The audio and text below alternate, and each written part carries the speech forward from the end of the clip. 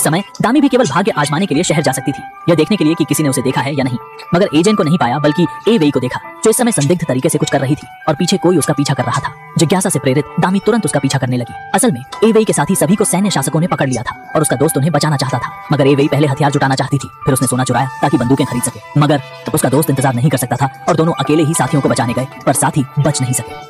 वे खुद की कई जानों की बलि चढ़ा दी। हालांकि एवेई किस्मत से भाग निकली। उसे अपनी जान की परवाह किए बिना लड़ते देख दामी ने तुरंत उसके साथ साझेदारी करने का फैसला किया, लेकिन शर्त थी कि गर्भवती होने की पुष्टि के बाद ही उसे सोना देगी।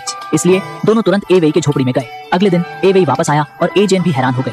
रात भर में गर्भवती हो हुई या नहीं, इसका पता कैसे चलेगा? वह अभी भी एजेन के बारे में चिंतित थी, इसलिए दोनों ने रोजाना शहर में उसे ढूंढने का प्रयास किया और इस दिन वे वास्तव में एजेन से मिल गए। दामी ने उसकी प्रतिक्रिया की परवाह किए बिना उसे ले गए।